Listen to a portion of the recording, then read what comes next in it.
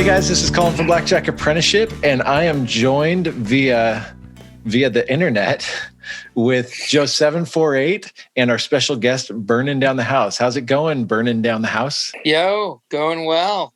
Just live from the home, trying not to burn this one down too, you know? What about you, Joe748? How are you doing? Good. We just got back from Vegas. We did. And the irony is the three of us were hanging out just a few days ago, but the timing didn't work out to sit down and record a podcast, partly because when they give you good EV, you just don't pass it up, right? Yeah, that's right. What was it? The morning we were supposed to record this podcast, I texted Joe and I was like, dude, I'm literally at this casino right now and they think I'm somebody else. They think I'm a local. They're like, you're sure you don't want to use your player's card? I was like, oh, you know what? It's been going bad. I'll give it to you at the end of the session, or probably didn't call it a session. But anyways, they were just letting me play and play. So I played till right up to like a few hours before our podcast was. And I was like, dude, I explained the situation. I was like, there's no way I'm making this podcast. I was like, I need some sleep. Yeah, so you definitely got to get in the hours when you can. But I'm glad I did. And this seems to be just equally as good. Oh, yeah. How many hours did you get? Well, this trip to Vegas was divided between being there with my brother was in town and two other friends were in town, and it was their birthday. It was actually close to my birthday too. So we were like hanging out, seeing Cirque du Soleil shows and different things. But even with that going on, I got in 31 hours. Nice. And if there's anyone that understands getting the EV when they let you, I would say Joe and I get it. So I was like, oh yeah, that could be like, if they're at a good game letting you play all night, that you could spend 2 weeks trying to get that much EV at times. Yeah. Especially this place. I've been definitely backed off like an uncountable amount of times. And I had a table to myself in high limit on a really good double deck game. So I was like, man, this is most important right now. So absolutely. That's right. Providing for the family. And we appreciate you taking some time now that you're back home to talk with us, talk shop. But thanks for having me. Yeah. So we talked with you. What was it? Less than a year ago, right? Sometime. Okay. It seems like 10 years. Seems like 10 years, Colin. I don't know when it was. Maybe it was a year ago. About a year, I guess. Yeah. Maybe about a year. And the time flew by, but we wanted to hear, how things were going. Can you give for those who didn't listen to it, maybe just a real short recap of what your first year of Advantage Play was like? Sure. Well, we'll call first year being like 2020 post pandemic, right around June 1st is like exactly when I started. I would consider high stakes full-time card counting. 2019, January of 2019 is when I actually started, but it was lower stakes, definitely over betting my bankroll. I started with about dedicated to AP, specifically card counting, about $3,000, and ran it up quite a bit and just kind of slowly lost the rest of the year, but ended up still, like I think like 30 or 40 grand for 2019. Then, COVID hit, and I planned on getting like my real estate license and doing all that, but then COVID hit. And so 2020, June 1st is when I started high stakes, hit the road with the family. And for the first 5 months, I had one good run in Vegas actually in June. Came up like 50K on that first trip. And then hit the road with the family, and pretty much the whole 5 months, I got in 475 hours, and the whole 5 months just broke even, but I swung down 30 grand twice while on the road with the family, living out of a van with the baby, the dog, and the wife. And it was so stressful. And, fresh off that, I think I hit the podcast, and I had just gone on like a straight up shot of like 80 grand right after that. But even then I was still like only half of where I should have been I was 50% less of my EV based on where my AV was. So I remember last time before we did the podcast and like showing Joe my chart, and he was like, this is really bad. And he was just like, are you sure your game's good? I'm like, dude, I was tested out by Nichols in a controlled setting pretty extensively on 6 deck and double deck, passed, and was tested out in a live casino by MPS. Actually, we linked up and he was like, yeah, no, it's your game. I mean, it's not your game. Your game's good. But now I've just been on like a winning streak for say 8 months now. And I'm actually only like 50,000 below EV. So that's, part of why I was interested in touching base. And real quick, for those who don't know, EV and AV. EV, that's expected value. That's what, if every hand you won exactly the mathematical expectation, that would be EV, and AV is your actual value. So, you might play an hour of blackjack that's worth, in theory, $200 an hour. It'd be $200 EV. But you're not going to win $200. You're going to like win or lose probably a few $1,000s in that hour. So when we interviewed you, which you'd been playing for like full time for maybe like a year and change, something like that, or maybe it was a little less than a year. I don't know, whatever it was. You'd made 6 figures, but your results were well below where they should have been. And we always want to be humble about it. Be like, yeah, what's going on here? Sure. And then you post something to the forum that's like your 2021 recap, and I was like, holy crap! Yeah, the last year has gone a lot better for you. This year's even in the last 2 months, I'm up $76,000. Well, that's nice. That's in January and February alone. So for career right now, I'm like $50,000 below EV. But my career since June 1st of 2020, I'm at like 381, or 381,000 is your profit, your AV actual value. Yeah. All right. Since June 1st of 2020. So I want to talk about that, what the last year's been like, but also just hear some more stories, because it was fun hearing your stories about that pandemic year on the road. Will be good to hear more. Yeah. So I guess just to start off, does your wife still travel with you everywhere? So now it's kind of now with a grander view of things, and not just kind of going on the road and living on the road. Now it's kind of like I've got it scheduled out to be a little more predictable, and kind of the family can expect stuff and I can plan it better. But I do 2 trips a month. So I do 2 7-day trips a month.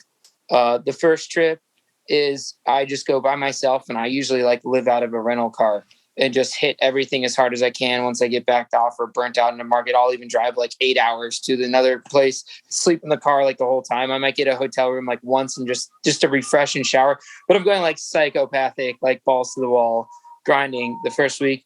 And then the next week, it'll be a place with the family where it's like split time between vacation and also card counting. So the goal is to always get in 100 hours a month. So, wow. The first week is just like, brink of going insane. And then the second one is actually like a vacation place you want to go. We're timing it now. So it's like southern states in the winter, and in northern states in the summer, just to kind of, keep the weather enjoyable. We'll reverse that for the live podcast, so the casinos don't know where you're going to be. Oh, okay. There we go. Well, hopefully they don't know who Burning Down the House is. Yeah. Hopefully they don't attach my profile to my name. What areas or towns, parts of the country are you guys not going on vacation? Or you're like, no, this is probably not going to be a good vacation spot, and I'm just going to work at this one. Let's see. Where I'm going next. That I just actually decided right before we jumped on the Zoom call. I was looking at the map and I was like, let's just say it's dirty South. It's the dirty South. I don't know. Other than that, we've gone to. I mean, the family still likes to go to Vegas. We have a little fun there. But I mean, more and more, I'm going to start calling it what my friend's dad calls it: Lost Wages. Lost Wages, Nevada. It's just right. Like, I feel like more and more I go there, I'm just like, ugh. It's just like I just feel like the griminess and the pretense of it, of just like the larger than life thing, and then really it's just kind of like this weird little city in the middle of nowhere that just robs people. It is so weird. Speaking of that town, I want to go back to where earlier this week when you played in Vegas, when you told me the amount of hours that you played at this particular property, A, which one you've been backed off of multiple times, and B, when you told me the name of the property, I was so shocked because that place is notoriously smart, sweaty. Like, I know. I would not have thought you have gotten that many hours. So like, why do you think that happened? And it also just goes to show you just never know what they're going to do. To be honest, this time I have no idea. I honestly have no idea. That's why I just stayed there and grind, even though I knew, I was like, yeah, that podcast probably is not happening. I was like, but this is crazy. They literally, like, multiple pit bosses came in. They're like, you're sure you don't want to use your card? I was like, yeah. I was like, guys, I'll use it when I want to. They're like, oh yeah, no worries. Like, it was, I have no idea. They wow. I think they literally just thought I was somebody. And then I didn't come up anything crazy. I think like near the last few shoes is where I came up the most, but I mean I ended the session up like 7K. So, but there was another time where I do have something to attribute it to. It was my betting cover, and I came in dressed real nice, went into high limit, and had kind of a lack of a spread. You know, was going maybe to 2 spots when the count went negative, and when I knew I was being watched, like when the pit boss was actively counting me down, going to 1 spot when it went to like a true 1 or 2. So they were like, I just did a few things like that. And I wasn't really spreading till it got like a really high count, but I ran the numbers actually on BJA software, and it was still like $400 to $500 in EV an hour. And I got want to say like a 20-hour session in the high limit room doing that. Wow. And then when they backed me off, they were like, it took us a while to figure out what you were doing, but we got it now. No more blackjack. And it was like they were almost like, good job. Like, and I had taken 23,000 actually on that session. So, but that one, I knew that was attributed to that. This time they literally just thought I was somebody else.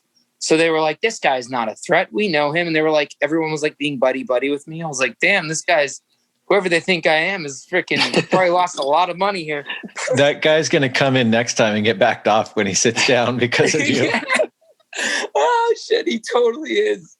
Oh my God. Well, I'm glad to hear you're still playing 20 plus hour sessions. Oh man. Yeah, I try to, man. It's so weird because I even think like it's over sometimes and then it's not.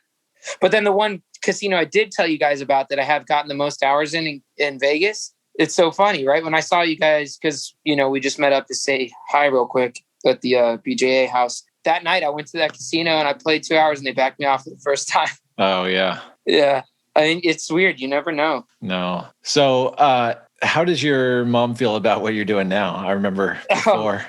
She wanted you to stop. She still doesn't like it based on, you know, the amount of money that you carry around and stuff like that. She's like, all moms worry, but my mom is like even she's like 3 standard deviations, like worry mom. Oh, yeah. But she's still worried about the cash and stuff like that. But you know, she's very proud and you know that I figured this thing out and that I'm doing it and that I'm successful at it. So Joe 748 and I can relate to the worrying parents. Yeah. Yeah. My dad was sure I was going to get buried in a shallow grave in Vegas.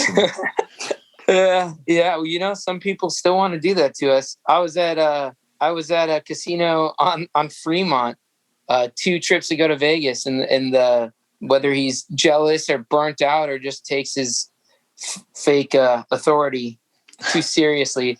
One of the security officers, when they were trespassing me, he straight up said to me, I wish it was still like the old days when the mob owned it and we could take you out to the desert and kill you. Oh my Whoa. gosh. He said verbatim. That's what he said to me. I was like, are you I was like, what? It's those times you wish you had audio recording going the whole time. Yeah. He was like, yeah. I was like, whoa, dude, you've got issues. Jeez. Yeah. But yeah. So, I mean, it's literally like I'm trying to wrap my head around where he's coming from. You know, it's just not rational that you're trying to win. And so he wishes he could kill you because you want to win. Dude, I got a few guesses. For one, I probably had a third of his salary in my pocket. Yeah. Like, dude, sucks to be you, bro. Yeah. Like, keep talking about like wanting to kill me. It's like, it's just like, whatever, man. You know, and it's funny because it's like, you do it then. It's not easy. Yeah. You know, you want to just, there's people like that in life. They want to act like they want to get jealous or get angry or get violent with people because they're just mad at themselves. But it's like, it's not an easy thing, you know? Like all of us, that this is so hard. And it's like, when you have a winning session or this or that, you know, like I've had sessions where I lost 30 grand and got backed off and had to walk away. Like, could that guy tolerate that? No, he'd probably be crying in a fetal position. Shut up. You think your little comment scares me? You're afraid of yourself, dude. Save it for someone else. Boom. No, just kidding. Anyway. Did you happen to have like a huge upswing right before that happened? I was down like 3K. It wasn't big, but it wasn't a session. It was like, I know, but it's just like, it's, you know, I don't know what it is. Yeah. On top of it, you know, you got the guy that wants the position of authority. And it's like, it reminds me of that movie with Seth Rogen where he's like the mall cop and he like he fails the test to become a cop because he's like super violent. What was had he been watching you for hours and they like finally figured it out, or maybe something like that? Yeah. I had been told before, you know, if I'd gone back to this place that I'd be trespassed, but I'd never seen this guy before. But I just figured, you know, it was the closest best game, and I didn't really care at that point. I figured I'd probably get trespassed. Yeah, man, it's like going 0 to 100. So, you know, something about, I just try to wrap my brain around it. Something about it made him feel insecure or shame or something. Like, you don't say, I wish I could kill you just because the competition is trying to win. There's something really weird there. For the record, it was a session where I did not tell anybody to eat my ass. Oh, you know what? You've grown. Not that would, you know, constitute a murder threat, but you know. Yeah, it's like that escalated quickly. You know, it's like the road ragers, or you know, I don't know, family member was talking about that some road rager was like flashing his gun at him, like. You know, I'm just trying. I'm trying to wrap my brain around. Hey, you drove in front of me, so I'm going to have to kill you. Like, it just doesn't make any sense. But whatever. I probably got to get over it. I'm just trying to understand humanity here.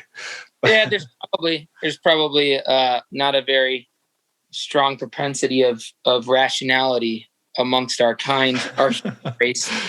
Yeah, we're trying to make EV-based decisions, and the rest of the world is not. But so, what else?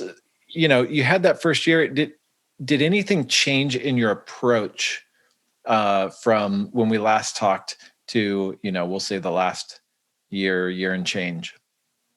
Yeah, you know, it's you know, Joe talks about it a lot too, but it's been really a decision of, okay, before I go on a trip, I'm like, I don't care what it is. It's the highest EV choice is what I'm going to make. Centering mostly around pen, rounds per hour, and lack of cover.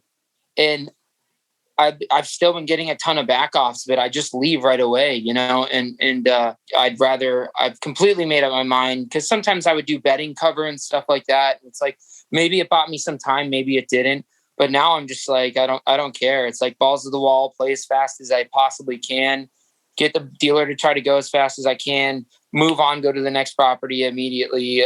It's been a practice and all around trying to be as efficient as possible. You know, with rounds per hour, with places to play, with lack of cover. What was the kind of betting cover that you've now sort of ditched that you were doing before? Well, this betting cover did get me the 20 plus hours in that one casino I told you about in high limit, and I took like 23 grand in Vegas. The spread that I usually use on good double deck games will be one spot of 100. Obviously, well, if it's a $25 table, one spot of $25.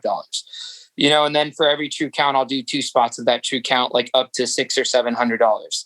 But this spread that I was using there in the high limit, I was using just black and purple chips. So it doesn't look like much at all. So it's always just either one spot of a black chip or two spots of a black chip or two spots of a purple chip. So there's never any towering or anything. It doesn't look like much. It's just like a change in color every now and then. And what I would do is at a true one, I would just do true 1 through 3. I would do two spots of black, and then true 4 and above, two spots of purple. And I would switch up going between 1 and 2 hands, anywhere from true 1 or true 0 to true 3. I would fluctuate 1 to 2 spots to discoordinate with negative and neutral counts. So that would be enough to throw them off, but it was only a very small hit in EV. Because, especially on a good double deck game, you're playing with like less than a half percentage point. So like, with 100, so then it's less than 50 cents. You know what I mean? To bet $100 in that count. I know what you mean. So yeah, so I was like, okay, it doesn't really matter. And then every now and then, when it would open up, I would even go one spot of a purple.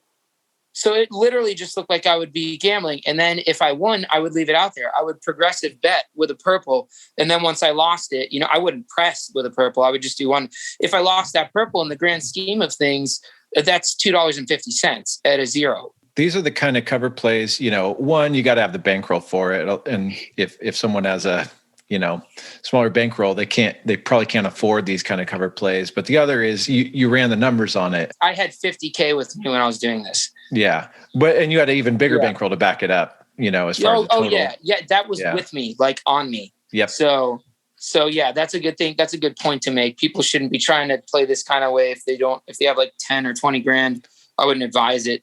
If they haven't run the numbers, because it'll work on the right game. Otherwise, I think there's a lot of people that don't understand when you can do this stuff. And so I'm just trying to emphasize for those people, don't say Burning Down the House said, bet purple off the top, run the numbers, make sure you know what you're getting into. So I told somebody like in our Midwest meetup group about it, and he went to the same casino and did it. He's like, this is driving me crazy. He's like it was going well. Now it's not. He was like, how many times do I have to open up with the purple chip?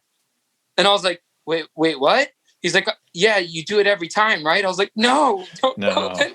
He was opening every new shoe with one purple. I was like, dude, no. I was like, that's literally only when someone is watching you and you end it in a really high count.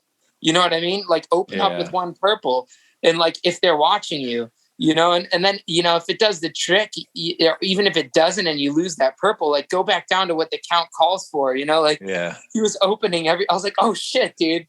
Like that can add up, man. Like then he was like, oh, I was like, yes, that might have been my fault. It's like the blackjack equivalent of bluffing every hand, right? Oh, okay. To be a poker pro, you got to bluff. Okay, I'll just bluff every hand.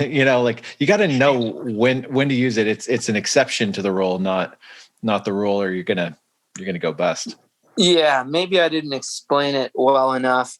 But yeah, that was the kind of cover that I would be playing with. Of course, in the moment, if you run bad and you keep losing your like cover bets, it can really add up and it feels shitty. But in the grand scheme of things, if you have the bankroll and you're calculating it and you're keeping track of it, in the grand scheme of things, it didn't cost me too much to do that. It can feel like a lot sometimes if you have a really shitty session. But I decided not to do that anymore because I decided I would rather just know if they're watching me anyways too. So like if they're going to kick me out so I can move on instead of then getting caught up in the cover. And then you might be like, well, maybe I just won't spread right now because I think they are watching me. You get caught up in all this shit and you just end up like, I think developing bad technique and bad habits and you end it. It's like the fear creeps in. And I've decided just to be like, there's no fear. Kick me out. I don't care. Like, this is what I'm doing. And I'm here to freaking clobber you guys. So, and that's been working very well, and I'm sure a lot of it has to do with things are running pretty well for me as well right now. but like it has just been, I have been consciously trying to be as efficient and positive EV as possible. So you're still also getting in a lot of hours. You're playing more aggressively, like from what you told me. Oh yeah. Some monster session, even like places that have been letting you play for like a week on end straight and stuff like that with zero cover. Like, so my last session of Vegas, I was at Palace Station, which we all know is super sweaty. And I usually get 5 to 15 minutes in at tops before the back off.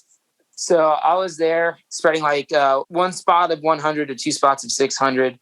And I woke up the morning that we were leaving. Our flight literally says doors close at 11:31 a.m. 11:31 a.m. And so my wife and kid are still sleeping. I sneak out of the hotel room. I'm like, I have an hour and a half to play. All right, let me go. I end up at Palace Station in the first half hour. So for my trip, I was up like 16,000. In the first half hour, I lost $8,000 in the first half hour. And I have like an hour left. I was like, shit. And I was like, I called my wife. I'm like, what other flights are there? I'm not leaving like this. I'm not leaving Vegas like this. Like, especially after I put in like 30 hours to make 16 grand, I'm not losing half of it in a half hour and then leaving. So this is also along the lines of like playing with no cover. So all of a sudden in the pit boss, there was just like, you'll get it back, blah, blah, blah. I'm like, I cannot believe I'm not getting backed off now. I end up playing. We're kind of like, we're just going to miss our flight, I guess. In the last 2 shoes, I get monster counts. The very last shoe, I split tens with $600 on each wager. I get 2 soft 21 double downs against the 6, double both of them. Everyone's just like, sometimes you got to gamble. Like the pit boss is telling me this, the dealer is. I was like, how do you guys not suspect me of card counting right now? Win everything. I look down, the shoe ends. I wait for the next shoe.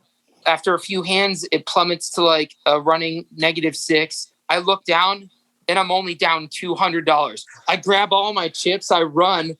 I freaking cash out. I'm not going to say how I cashed out, but I cashed out, got all the cash, run, jump in the car, get my wife. She's got all the stuff down from the hotel. We get everything just is like working just barely. Like we almost missed the ride from the rental car down to the airport. We get to the airport. They almost check one of our bags. They like grab our bag and then just like put it back. And we're like, oh shit, we go. We get to the gate at 11:30. A minute to spare. 11:31. You could have played one more hand. Yeah, if I played one more hand, if I hesitated, if they pulled that bag, I was like, and that is such like so symbolic of what Vegas always is for me. It's like just barely last minute, always full of stress, always barely making it. Like it's just so funny. But like I originally brought that up because it like I played with no cover there at all. Then it ended up being a 2.5 hour session. Wow, nice. At Palace Station. And what? Crazy. You never know. I could swear the last 10 logs I've had at that place none of them have gone over 30 minutes without getting backed off. Yeah, it just, from all the stories I've heard as well as my own experience, it's just, you just don't know what they're going to do. And that's why I always just hammer away despite what has happened in the past. And I've come to understand back-offs and getting time in is variance. And the only way to overcome it is by getting in hours. And that's the thing, because you'll be backed off from a place like 10 times in a row in 5 minutes and then go back the 11th time and play a 20-hour session and win like, it's like 20 grand. It's just, you never know. The only way to overcome the variance of back-offs and getting in hours is getting in tons of hours, cranking away and like doing it. But, it's like, that doesn't mean it's easy. It's so stressful, but. Yeah, that's what I was going to say. I think it takes a certain personality that can handle the 10 5-minute sessions to then have the 11th with 20 hours. And for some people, it's just too draining, Well, I have to be honest too, because I'll tell you right now, the day before, I don't know what it was. I didn't lose a terrible amount, but there's a game with a not so good double deck in Vegas. I was playing it. It was my first session of the day. I just was like losing. And I was so tired. I got like 4 hours of sleep the night before. And I've just, I just been grinding and spending time between hanging out with friends and grinding. I got so pissed off. I got so mad. I was down only 3,500 in the session. It was a 15-minute session though. I walked up in the middle of the high count, left. I was so mad and I threw my phone and broke my phone. Oh no. Like, dude, like I don't handle it well. I just make myself do it. Like, so when people are like, oh, I couldn't do that. I'm like, I could say that about myself too, but I just keep going back and doing it. And it doesn't mean it's easy for me. Like, I don't handle the swings relatively easy. And like, the hours do get to me, but if you dedicate your time to it and you do it,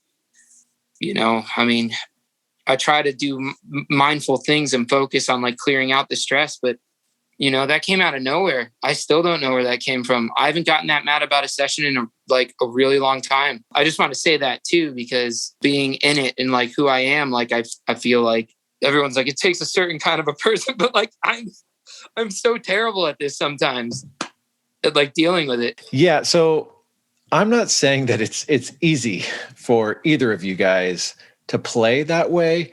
I'm saying there's some people that I just don't think can handle it. And I think that's okay. And our approach was always a bit more of the maximizer, pretty heavily maximizer. I think you guys kind of have poured gasoline on that fire with your approach. And it, the proof is in the results. But I think some people, they'll just like get like basically pack it up after the 10th 5-minute back off and not push for the 11th. I think there's a unique thing about you guys. That's my first point. My second point is neither of you had the goal of doing this forever. Someone was like kind of ripping on, I don't know, Blackjack apprenticeship and a little bit like what we teach, which I feel like is a little bit unfair. And I've always said, oh yeah, you got to figure out how aggressive you want to be. But the way that I've seen the people make the most money tends to be with this really aggressive approach. But when I got into it and was super aggressive, I knew I wasn't going to do this. I wasn't trying to do this for 40 years. I was trying to say like, how do I get as much money at casinos as quickly as possible? And then, flip it into something else. And it seems like that's still your goal. Is that accurate? Yeah, it is. That's the approach, I think, because of the goal to take as much money as I can, as much as my bankroll is willing to allow, and hopefully just take that bankroll into other aspects of my money-making life. You know what I mean? Mm-hmm. And still refer to it and think of it as my bankroll. There will definitely be skills I take from card counting as far as maybe risk management, like EV, like now investing in real estate. It's like, I know my bankroll and I know how to protect my role and, things like that. But as far as my approach for casinos, it's 90% maximizing, but everything's circumstantial. There may be that one time where I'm in the middle of nowhere and I'm just like, shit, this is the last one. Let me just see what I can do, in this time to get some time in, so I'm not just stranded here. And, there are circumstances where you might tone it down, but for sure, I'm almost always going for the most EV and the hardest I can go possible, really. But it's weird that someone like rags on BJA because there's a lot of people. It's Scott Cow, he's and he does this thing. It's weird. He maximizes his approach to optimizing. It was his podcast was super interesting. He seems like a super interesting guy too. Yeah. To listen to, you know what I mean? There's so many walks of like life, personality wise and playing approach wise on BJA. So it's kind of weird that people try to pigeonhole it. Some of those people, they're not a part of the community. So it's maybe a caricature from the outside. And like Scott Chow, he wasn't willing to put his podcast public. And so only members can hear it. But, there definitely are different approaches. And there's more approaches that we can't even tell the story of because those people aren't ready to voice it. But, there's a lot of truth to, like both of your guys' results, the church team results are not coincidental, that when you maximize, you're going to have a lot of bumps in the road, but you're not going to leave a lot of money on the table. Right. So you told us in Vegas that you were playing somewhere internationally and they were just letting you play for a while. You don't have to say that where it was, but how did you know that this place A, had a game, and B, did you have any hint that it was tolerable, or did you just go and just say, hey, let's just see what happens? So I went there for the first time, still 2020, I think so. And it was actually as a vacation with some friends, and I actually just brought like 10K just because I was like, oh, there's some casinos here. Like, I'll just bring 10K and see what happens, like in between drinking and hanging out with the friends. And I went there. I hit some good variance, and then I was spreading one spot of 25 to two spots of 1,000 with only 10 grand with me. It was just like crushing them. And they were just letting me play. And I was like, what? This is crazy. Just like letting me play and play and play. And I was just like, I felt so comfortable. I was like, let me just test the waters. And I got a player's card made. And then I started getting comps, like crazy, like food comps and all this stuff, just spreading one spot of 25 to two spots of 1,000. You didn't start out with going to two spots 1,000 with 10K, or did you? I don't remember. I might have, because I was like 5 bets. I was like, it was kind of liberating too, because I was like, yeah, I only brought 10K. I'm gonna lose this. So I was like, I was already like ready to lose it. So I was like, okay, let me just see like what this place is like. And I was just having so much fun with my friends that like literally I probably went to the blackjack table like already like 3 or 4 cocktails deep and like showed my friend like, look, he didn't even know. I'm like, look, this is card counting, you know? And just like showing him and then just winning like crazy. And he's like, this is awesome. I was like, it's not like this at all. Yeah. Like you are seeing like not normal like sessions. And I played like 10 hours and like while I was there and won like 19K. And then I came back on a more serious trip and just played rated. And that trip I lost $30,000. And I was glad. And your friend wasn't there to see that. He wasn't there to see that. No, my wife wasn't even there. I went back by myself, and that sucked. But I ended up swinging back up like 16K. So I was like, the trip I only lost, I think in the end somewhere around like, I don't know. It was like between 20 or 15 grand. And I think honestly that trip where I lost the 30K and they saw me playing, I probably played like 70 hours in 7 days, and they were probably like, this guy's a degenerate. And they like felt bad for me because they saw me lose a ton of money, like more than what, you know, people there usually play. And they were just like, whoa. And it wasn't like the States, like, you know, they weren't, it seemed like they actually genuinely cared. They were like, damn, that's a lot of money. But then the last trip, which was probably about my 4th or 5th trip there, I won 41K after like 60 hours. I played 70 hours total, but like after 60 hours, I was up like 41K, and they started cutting out 2 decks. It was a 6-deck game. So still beatable, but really shitty. But yeah. But they did start doing that. I guess they realized that I had made my money back plus some. That took like 4 or 5 weeks to get to countermeasure of cutting off a little bit more. Like if you conjoined all the trips, end to end. Yeah. But and now I still have enough comps to like, they have a really nice resort there and I can stay there for free for like 5 nights. So I'm just going to go down there with the family as a vacation, and then we'll see if they still cut 2 out on me. But nice. It was the only casino that hadn't cut 2 decks out on me. So the other ones that I'd tried before started doing that. It's like they realized that, I don't know if I was counting cards or if just that I was like betting big and I didn't seem to be like a shitty player. I don't know how they decided, but. Well, you know, it's like the mildest thing. It doesn't really hurt if someone's up tens of thousands. Doesn't hurt to cut more off, you know, unless they're slowing down the game for other players enough. But they didn't know what to do and started with that. Yeah, and you know what? There's a difference there too. When they do that to you here, they treat you like you're a piece of shit, and they're like, you know, you feel like an attitude shift or like you're stealing from them. This place, it was literally like no drama, no issues. They just started doing that. So like that was also appreciated too. But that's awesome. I want to read this quote because it just reminded me of it. And I have it written down on my computer in front of me. This is Ken Houston from $1 Million Blackjack, which I've been reading through recently.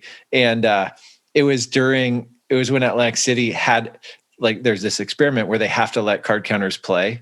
And so he says, I wonder if blackjack could ever be like this universally, where skill will be respected instead of feared, where a competent player wouldn't feel like a quasi-criminal. Yeah. Yeah. I just thought that was a great quote because every card counter can relate to that. Like, why are you treating me like a criminal because I'm playing with skill? And it sounds like that place didn't treat you like a criminal because you were skilled. Yeah, exactly. That is it, man. It's like, okay, cool, But I will say that I kept track of all my tips. And on that last, I tipped $1,000 while I was there on this last trip when I made 41. I just, it's just like, there's a lot of poverty there too. They're just all like, I don't know. Everyone's really, really nice. And they brought me home recipes of drinks and foods that they made. And they're just, wow. I was just like, I don't know, man. I appreciated that they let me play for so long. And that they did that, and that's a lot of money, but I could afford it, and I still don't regret doing that. It felt good. It felt right to me, to be honest. But well, you probably, any idea how much you generated on the trip? 20 grand. Oh yeah, EV was probably about 20. Yeah. So that's still a 5% tip. Yeah. I mean, I yeah, of course, we're at the tables to make money, not to give it back to the casino. But I appreciate the human aspect, at the end of the day, it's a personal choice. You could say, no, I'm tipping 0, or, you can say, this is the amount I'm willing to tip. I've tipped 20% for shitty food before. You know what I mean? I can't afford to tip 5% on my trip EV when I made double my trip EV for people that treat me respectfully and let me play there. And a dealer that was dealing me 260 rounds per hour. And a place where the money, it's not rich entitled, Yeah. And it's, I still feel good about doing that, but being mindful of it for sure. You definitely want to be mindful if you're going to be tipping, and, like anything else, be responsible with your budgeting. But I'm not anybody's father, but my kids, and he's not going to be tipping anyone anytime soon. Well, it worked into your business plan. That's what I tell people, tipping, cover play, work it into your business plan. The worst thing is where people don't, and then, they go bust because they didn't run the numbers. Yeah, for sure. Yeah, internationally, I've had way better treatment than here in the States. That's for sure. Way more polite with the back offs and countermeasures. But you're also somewhere else internationally that wasn't so nice to you. Oh, right. Yeah. He told me, he said, go fuck yourself. Have a nice day. So, half nice. Yeah. I was like, oh, that was sweet. It's like, so how did that escalate? He couldn't help but be nice. Well, obviously I just won. That's how it escalated. but they were like, you're not supposed to win here. Basically, that's honestly what it was. But yeah, so the day before I had gone in there, and the table max was 2 spots of or just 300, and I was playing, you could only play 2 spots, and I think I was just maxing out at a true 3. So I put out 2 spots of 300, and it just stayed there the whole shoe. It went all the way up to a true 7 or something, and just kind of stayed there after 2 decks or so. And their highest chip was black chips. They restocked the chip tray 3 times before the end of the 6 deck shoe. 3, and it was 80. It was 8,500 that I took in one shoe, and it was the second shoe. It's the second shoe that I played there. So, and I was just looking around. And I was just everyone was just looking at me, all the patrons, and the pit bosses, and I'm just got all this black chips in front of me, and I was like, well, then I guess I'll be leaving now. And they brought poker trays, and I just put all the black chips on them, and I cashed out. And someone actually escorted me out because there was some dude who was really weirding me out. And then I came back the next day, and I was just playing, and I think I was about even. I was playing for an hour, and then security came down and asked me for my ID and was like, you need to give us your ID.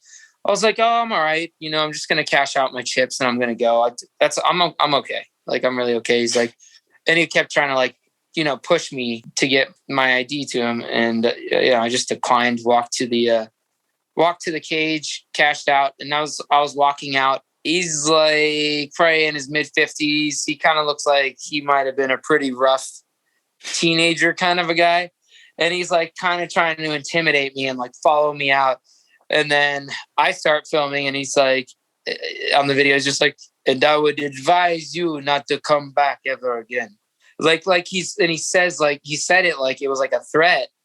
So, of course, me being me, I was like, oh yeah, why is that? And he's like, he goes, because you are not allowed to come here anymore. And I was like, just say, just tell me why. He goes, I don't have to fucking talk shit to you, motherfucker. And I was like, oh no. And I was like, why don't you just say it's because I took 8,500 from you yesterday? He goes, fuck you. Enjoy your day. Oh no. Oh no. That escalated quickly. Yeah. I told him to go fuck himself, and we both had a nice day afterwards. I hope so. So that was the last casino that we were backed off of, or I say we, but my wife and kid were just enjoying the beaches. But that was the last casino that I had been backed off for trespass. I think I was trespassed from all of them in the first 3 days, and then I was forced to have 4-day vacation in the islands of beautiful. And now I'm like, oh, now I can't play in this beautiful place. And I was actually above EV. I'm like, this is horrible. Takes the sting away from getting backed off really early on the trip. Yeah, you can at least enjoy the surroundings. Yeah, exactly. I was like, well, now all I have to do is literally kick back on the beach with my family. But yeah, that was a surprising back off. I was like, this feels like a very American back off. Any other stories stick out to you from the last year? You drop any keys in the toilet or? Oh, the keys in the toilet. What was it? About a month ago, I was actually in Nevada when they lifted the face mask ban. And it's so funny. All of a sudden I'm sitting there and everyone's like, we're going to find out today about the face mask ban. And then all of a sudden they're like, no face masks. And everyone's just like throwing their face masks and going crazy and like, yeah, all right, fuck this. And then like the staff was like, should we take ours off? And the pit boss is like, no. And then they're like, yeah, you can. And everyone's like, yeah. They're just like throwing it off. And like, then everyone's looking at me and they're like, why is your face mask still on? And I was like, I just, I'm really not into like nudity. I don't know. I just feel like naked without it. And a ploppy turns to me. This guy's been drinking the whole time. He's been drunk every day. I've been there. He's there. Just so unpleasant. And he goes, is it because you're afraid of facial recognition? Oh. And I was like, I looked at him like, shut the fuck up, man. Like, and then he actually ended up, one of those guys that just kept calling me like a pussy and doing all this stuff and like getting mad because of one hand, two hands. He ended up getting kicked out. But I just thought it was really funny to be like in the casino when the ban was lifted. And then all of a sudden everyone's wearing them. And then I'm the only one wearing it. So I remember in the first year you had a couple, or at least maybe it was one really long break-even streak, like almost 500 hours, right? Yeah. And it was 475 and a half hours. Yes. Okay. Yeah. As far as the pros that I know, I only know a couple people. Like Rimo had a break-even streak of like 500 hours. I don't know. But anything significant that second year or the last, I guess, 14, 15 months? No. Yeah, that's nice. No, I think, I mean, every now and then maybe one hit 100 hours, but I mean, I average 100 hours a month. So yeah. And I remember Nubs on the forum said when I was going through, maybe I'd actually finally gotten through the break even when I said it was like 475 and a half hours. He said, well, at least you'll probably never quit card counting since you made it through this. It's true. Even like a 200-hour streak now, I mean, it would suck. 100-hour like break-even streak feels like nothing to me. Like it just feels like whatever. The 475 and a half hour break-even losing streak was absolute torture. Honestly, it was probably the hardest thing I've ever been through in terms of a grind. I couldn't imagine something like constantly making money and losing money and breaking even for like almost 6 months over 475 hours. Oh, yeah. It was so bad, but no, it's been pretty good and pretty big losing sessions have been pretty quickly wiped out by pretty big winning sessions. All's been pretty good. And I'm grateful for that because I know how bad it can be sometimes. And anyone out there is doing it, you just definitely make sure you're playing games that don't have shitty pen. Be mindful of your rounds per hour and always learn new deviations. My new favorite deviation is splitting 10s against a 7 at a true 13. Whoa. Holy cow. True 13. Dude, that's like if anything's going to throw them off, it's splitting 10s against a 7. Yeah. Unless they think you're hole carding or something. I did the one you mentioned once, actually, just a few days ago in Vegas. Hitting the really negative ones are like fun to do, but it doesn't feel like they're doing much because you don't have much money on the table. But I hit my hard 17 against an ace at like a true -4. Yeah. What is it? A true -4, true -3. But yeah. I didn't get it, but I have done it before and I pulled a 4 once. That backfired and making me look like an idiot. It made me look like I knew something. Yeah. Right on. Well, can we do this again with year 3? Yeah, I hope so. What's your plan? Are you going to just keep going until you feel like you've got enough real estate to, hang up your blackjack cards? Yeah, I think so. I mean, the loose goal, I know you guys already know, but for people listening to the podcast, I'm going to be closing on my second property. Woo! Money taken 100% from these shithole casinos. Awesome. Going right into, and then our home now is going to become an investment property. The loose goal is to be able to do that hopefully once every year if, I keep crushing it with blackjack. And then, coupled with the investment property money, if not maybe once every 2 years.